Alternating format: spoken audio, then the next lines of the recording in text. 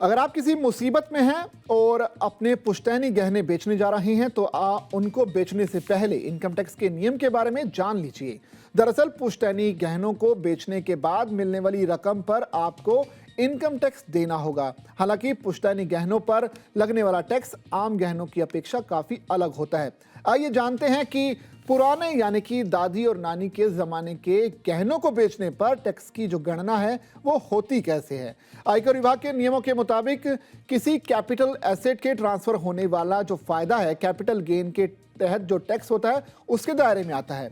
अगर आप पुश्तैनी गहने बेच रही हैं तो आपको उसे बेचने पर मिलने वाली जो पूरी रकम पर टैक्स नहीं देना होता। अगर आपने गहने 10 लाख रुपए में बेचे हैं तो इसका मतलब ये नहीं है कि आपको पूरे 10 लाख रुपए पर टैक्स देना होगा।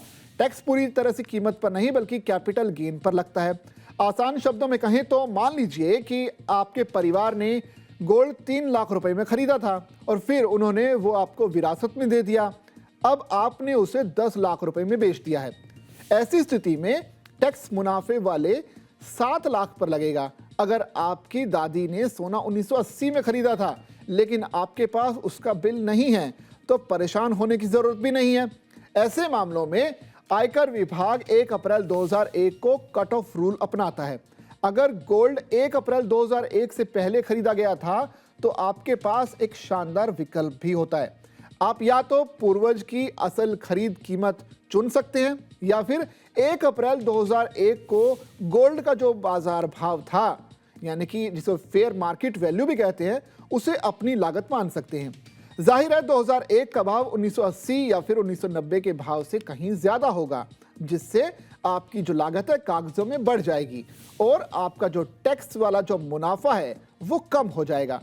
अगर आप गोल्ड बेचकर मिलने वाली पूरी बिक्री राशि यानी कि नेट सेल कंसीडरेशन का इस्तेमाल कोई नया रिहायशी मकान यानी कि रेजिडेंशियल हाउस खरीदने या बनाने में करते हैं तो आपको कैपिटल गेन टैक्स से पूरी छूट मिल सकती है। ध्यान रहे कि नया घर गोल्ड बेचने के 1 साल पहले या 2 साल के भीतर खरीदा जाना चाहिए, तभी आपको टैक्स से छूट मिल पाएगी।